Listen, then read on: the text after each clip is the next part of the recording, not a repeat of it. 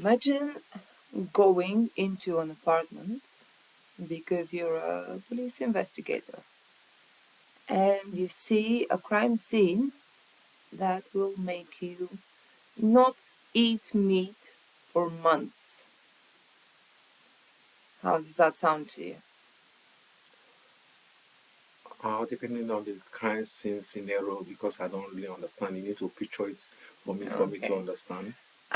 So you're entering a crime scene because you've been called to an apartment where supposedly some teenagers had a party and they were shooting, or at least that's what the neighbors heard.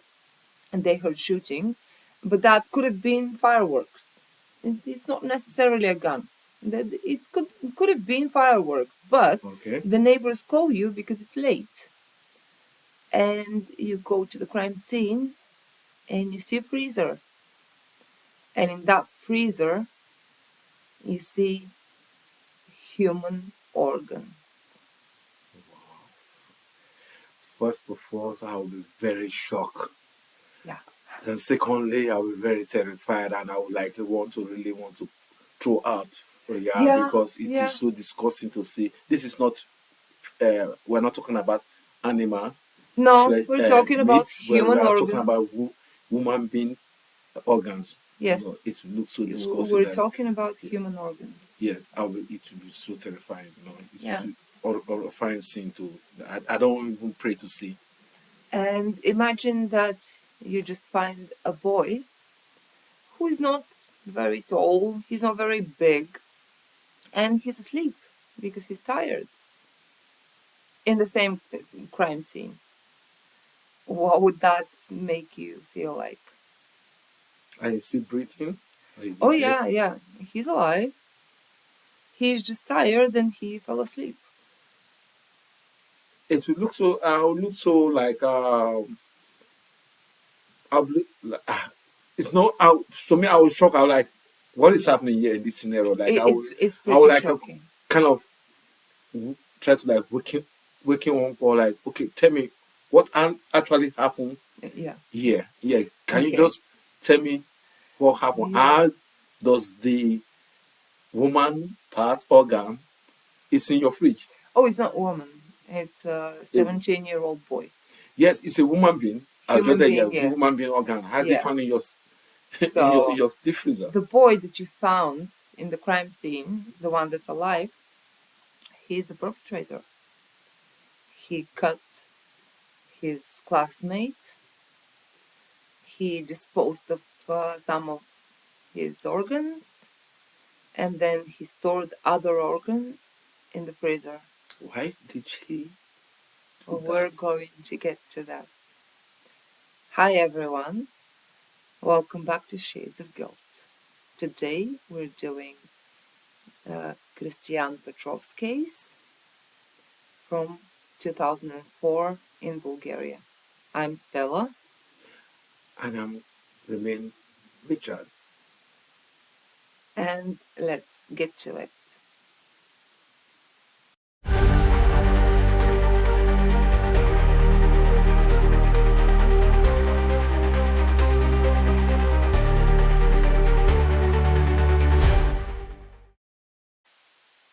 So today we have a case from Pernik, which is about 30 kilometers away from Bulgaria's capital, Sofia. And it's actually where Richard studied in the university. So he's pretty familiar with the scene, but I'm not sure if he's familiar with the case, so I'm gonna be explaining actually what happened. Please keep in mind that we're going to be discussing murder, juvenile crime, dismemberment, and we also have a surprise for you because after we are done discussing the case, we actually invited a specialist, a psychologist, to discuss it with us. Well, this case is all about juvenile crime that always happen pretty much these days in our society. Uh, in this story, we at the end of the story lines, we discuss, analyze, and pretty like share our opinion, what you feel that could lead to the causes of the crime being taking place. And at the end of this storyline, or at the end of the video, please do subscribe and also share your view with us. Yeah, please tell us in the comments what you think about the case and what you think could have been done to prevent this from happening, or if anything, because sometimes things just happen. So without further ado, let's get to it. So the day is 10th of October 2004. The place is Pernik. Pernik is kind of a big city for Bulgaria, but not the biggest one, definitely. And nobody suspects what kind of a slaughter is about to unfold in the city. Like the ones that you read about, that you hear about in the newspapers, happening in other places, in the USA, in Russia, some other big countries, but not in Bulgaria, not close to us, and definitely not carried out by children. 17-year-old Kristin Ivanov, who I am going to be calling Chris for the purposes of this video, because the killer is named Kristian and the victim is named Kristin, so I'll be making it easier for you guys. So Chris is home and he's with his parents, Emilia and Emil, and with his brother. He's a classmate of Kristian, but the two are not friends. They've never been friends. They have never had contact out of school, never sat at the same desk, and they were not part of the same friend group. Despite this, around 7 p.m. in the evening, Kristian actually went to Chris's home. He rang the doorbell and his mother opened the door. And later she recalls, it seemed very strange. Until then, he had never looked for Chris, and he had never come to their home. So it was really odd. But Kristian invited Chris to go play cards in the apartment of his grandmother. So to add more context to that, this is not a poker game or anything, but pretty much everyone in Bulgaria plays cards. So this is not an unusual request. The unusual part is that Chris and Kristian have not been friends. So that would be weird to me personally. But again, those kids, they're 17, they're not like 12. So the mother kind of agreed because she didn't see anything too weird about it, I guess. But why should the mother have to agree if they are not friends? And if they are not so close, or they are probably classmates, but they are not in the same friend groups. Well, see, I have had interactions like that. For example, you're not friends with a certain person, but then you discover that you do actually have things in common with that person, and you gradually become friends in school, and that's not necessarily something you share with your mother.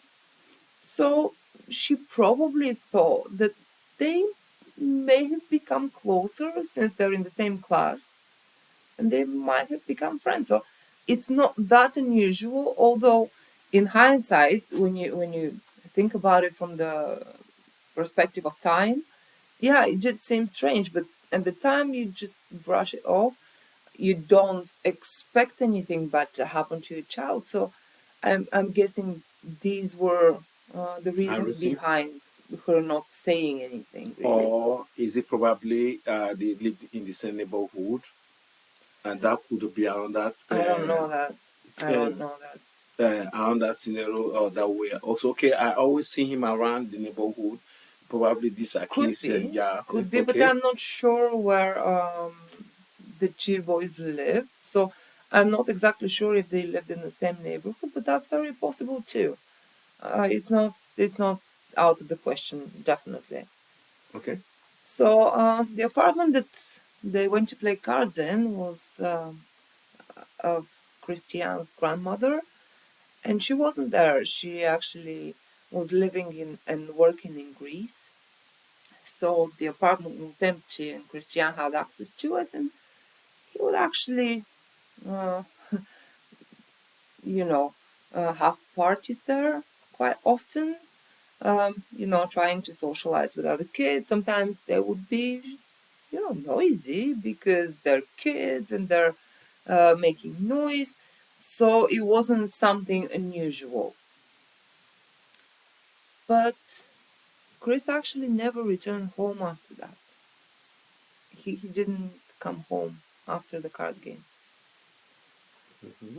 And his parents and his brother, they were they were going crazy at a certain point because that 17-year-old boy didn't go home. And you know what Pernik is like.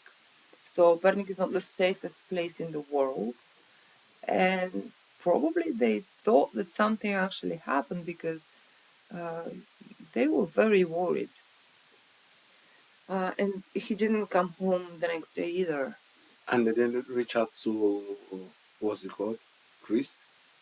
To Christian? That came to the house to No, pick him up? because they didn't have his phone number and they didn't exactly know where the apartment was. Okay. So they couldn't reach out to him. But the next day, when Chris didn't go home, his parents filed a missing persons report.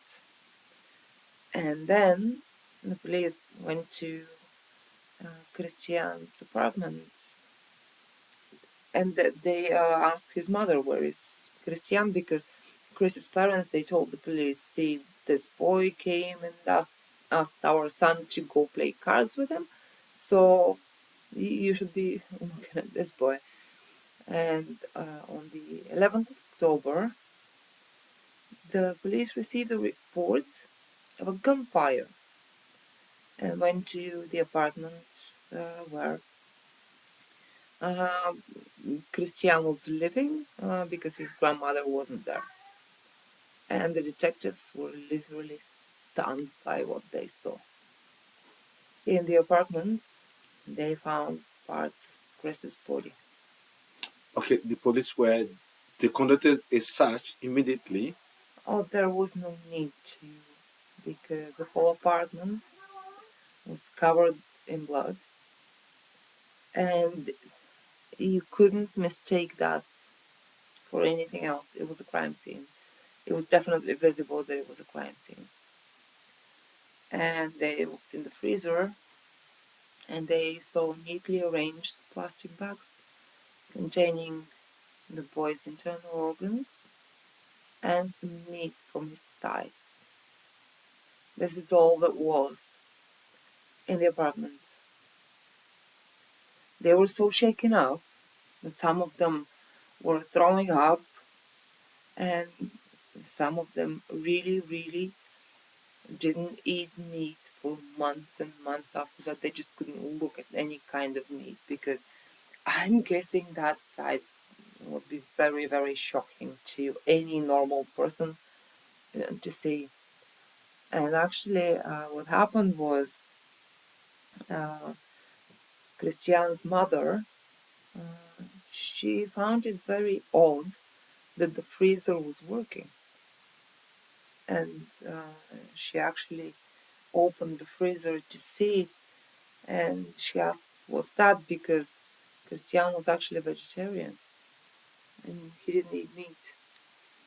So she was shocked to see meat inside the freezer, and he said that a classmate of him gave him some pork to store. And this is how actually the police went and saw the meat in the freezer. and it was really, really shocking for them. So, before did the grandmom go to the fridge first before the police came in? Yeah. Okay, but did the grandma saw the blood? Oh yeah, yeah. She saw it. She just, her first thought was, why is the freezer working? And she went and saw into the freezer that there is meat, and she found it very, very odd, because her son was vegetarian, so he shouldn't be storing meat in the freezer. And it didn't care to ask him where did all this blood came from. I believe she was in shock. I mean, can you imagine going into the apartment of your mother who is abroad and seeing the whole scene, like super bloody and stuff, and then you see some meat in the freezer? I don't think I would be able to process all that. So she was kind of, in my personal opinion, she was trying to ask the questions that were most obvious to her, not necessarily the most reasonable questions, but she found it very odd. So this is probably why she was asking those questions. Okay. So the question here was, where was the rest of Chris? Because they found his internal organs and they found meat from his thighs, but the rest was gone. So what happened to the rest of the organs? Wow. Chris actually died in terrible agony from blood loss. Kristian actually inflicted 2 blows to the victim's head with an axe. Wow. But they were not fatal. Chris was still alive. The fatal injury was the slashing of his throat. So he died from blood loss. But he was hit with an axe to the head before that. So his death was presumably about 7:30 p.m. And after that, Kristian cold-bloodedly cut up his classmate's body and buried the parts in the forest above the stadium in the city. So he chopped them up, kept the internal organs and part of his thighs, and the rest he carried to bury near the stadium. Is it that means the premises is not far away from the stadium? No, it's not. It's not far away. What's also very interesting, because I hate using words like that in cases like this because there is nothing interesting about it. But Chris's legs were chopped from the knees down, and then the bones from the thighs were removed. So there was only the meat left, as if he was going to sell it into a shop, kind of thing. It was really gruesome. Does he have experience in how to chop meat, bone from the meat? Because it's like you should have experience to do that.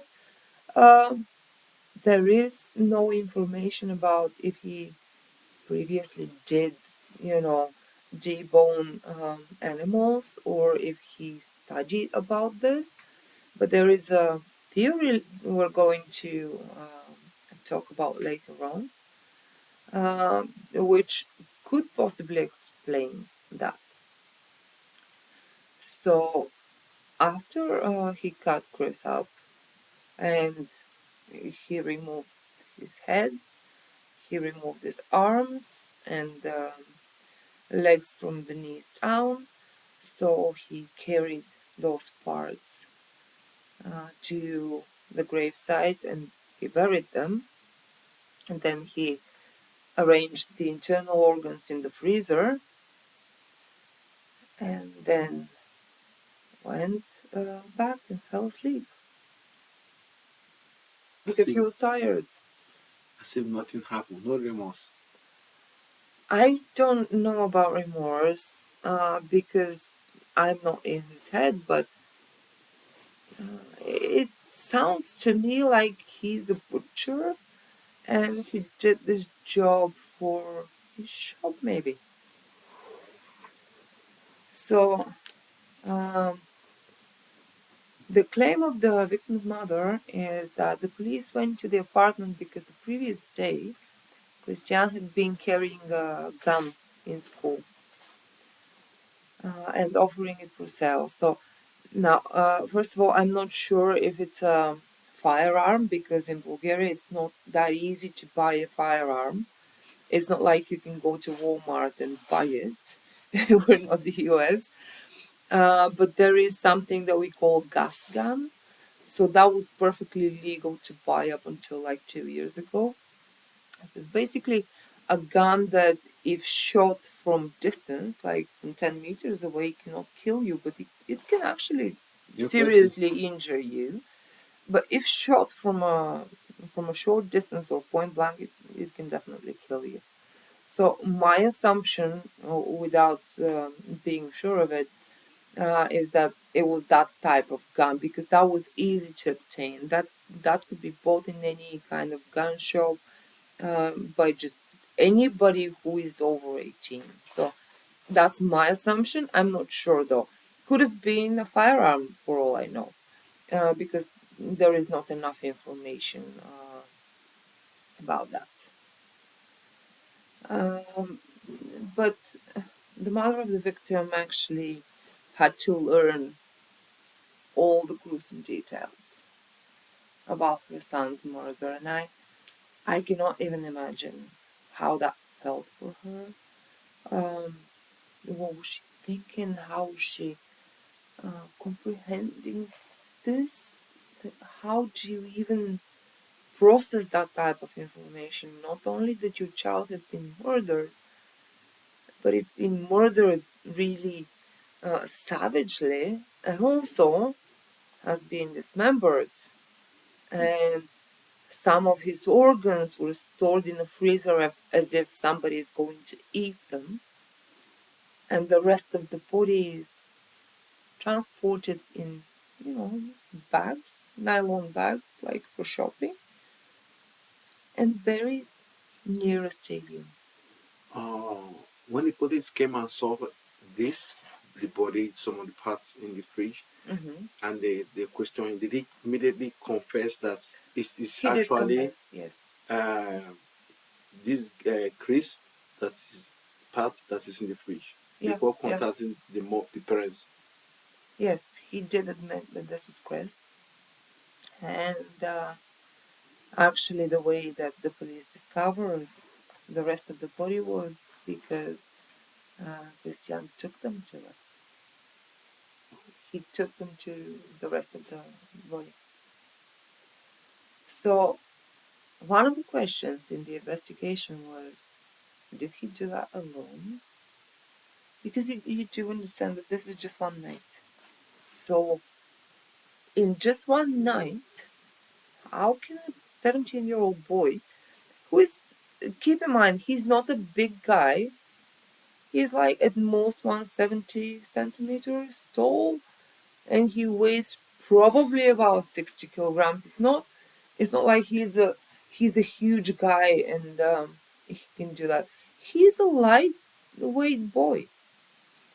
So, as a possible accomplice, there was a 20-year-old soldier arrested. At the time, there was mandatory military service in Bulgaria, so this 20-year-old was in the military at the time.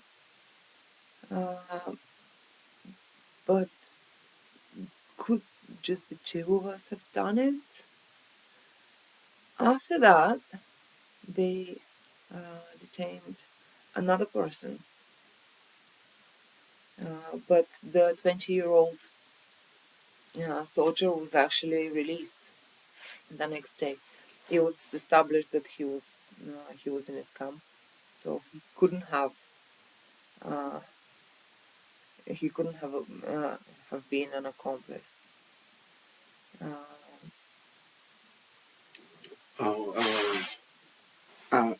For me,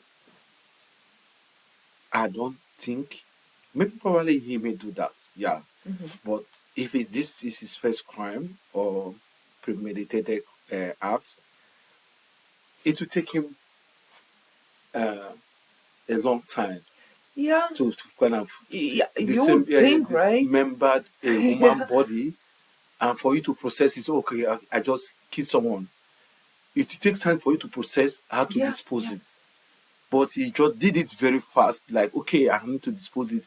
Okay, I did get the what's it called, the machete and all the instruments Actually, and I don't know the body bag or whatsoever. And how did he get and bury the digger? Because this is process. It should make it should is something that you've already planned for it. Yeah, that's very because possible. because definitely you know you're going to do these things and you've already choose the location. If I do these things, this is where I'm going to hide the evidence or these things. You understand me? Yeah. And also, and you need someone that will also be an alibi to you, because I did dig the ground who was with him, because people definitely will see him.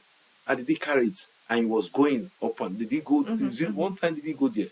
When you were digging, is it probability or nobody saw you or somebody? You understand me? Oh, the area is not. It's not a place where a lot of people go by night. So let's say it's possible that nobody saw. What's bothering me is that it's not enough time for a 17-year-old boy who has never done anything like it before to dismember a body. So I'll be honest, I have no idea how much time it takes to dismember a body, because I haven't dismembered the body. But maybe probably we need to invite a butcher. Okay. A butcher to tell them, okay, how long does it take you to cut what's it called, a 50 kg or 60 kg what's it called, no, 200 150 kilogram of what's it called, a pig. Like, how long does it take you? Because you need to have the require or necessary cutleries or what's it called, the machetes to do that. I'm gonna tell you that if I want to dismember a chicken that I bought, if I don't boil it, it will probably take me a good hour. And that's a chicken. Maybe it's just me being clumsy, but I don't know. That, to me, that sounds incredibly weird. How did that 17-year-old boy kill and dismember a human being in that short of a time? Because no body parts were carried out of the apartment in the morning where people could have seen him, which means probably since 4 in the morning there was nothing happening. So by 4 in the morning, he should have already dismembered the, the boy and carried out the parts, buried them, came back, put the internal organs in the freezer, and fell asleep. To me, this is the one thing that sounds really wild to believe. I'm really not sure if any of you guys have any idea about how much time it takes. Please let us know, because I really have no idea, I swear. Because for me, if someone did an horrifying or some evil act, it's always, they don't have time to process things very fast, because you don't have time to start cutting out these internal organs. You only have time to, okay, let me dissect it in a very big portion, or let me just take it and wrap it up. I mean, most often we always hear people amputating people and stock them in a bag, and just take them and trash them into the water or to the they don't have time to start dissemble dismember them in a little piece. In that methodical way. Yeah, because it takes probably take an alibi to do that. Yeah. When asked about the two boys, all their teachers said that they had no problems with them. They both seemed like normal kids. Chris was the better student, but Kristian was not a particularly bad student. He wasn't having the best grades, but he wasn't, super bad. He didn't create drama. He didn't get in trouble too much. So if you ask the teachers, they would tell you, well, nothing exceptional. Did the boy, just normal children. Did Chris tell the police the reason why he did that? No, not really. So since he didn't say anything, people theorize, and there were several theories that stood out, and one of them I'm going to share in this episode. Uh, One of the theories that many people talked about, but has never been proven. Let's be clear, this has never been proven. I'm not sure if it's even been investigated, but it has never been proven. So the people were talking that there was this guy who wanted to be a surgeon, but he didn't manage to. So he paid Kristian to find him a boy so he can practice dismemberment. And that was one of the running theories for years and years, because when you think about it, it kind of almost makes sense, like not in a normal, reasonable person kind of way, but it would make sense how the body was dismembered so cleanly, and maybe Kristian just carried out the body parts while the other guy actually dismembered him. And people in Bulgaria just love to go into that kind of stuff because it sounds gruesome, but it also sounds mysterious. And yeah, it kind of sort of makes sense. And another theory was that he was threatened. Somebody else killed Chris. And Kristian was threatened to take the blame. They told him that they're going to kill his mother. And in our next part, we're going to see why this could have seemed something that could have made Kristian actually kill. But for now, we're going to be leaving you here with part one. And we hope that you enjoyed this video. And please like and subscribe and give us your questions. In our next episode, you're gonna see the watch out for the trials and watch out for the reason why Chris actually did commit the crime, and again we'll also analyze things what we need to do as parents and what we need to watch out if our kids start exhibiting some kind of characters. And in episode 3, you're going to be able to see what a child psychologist thinks about the case. And some things that he said might actually surprise you. And also something it add one or two things that also can also help you out there. Yes. So sit back, do well, subscribe to our channel. And I'll see you next time. Bye.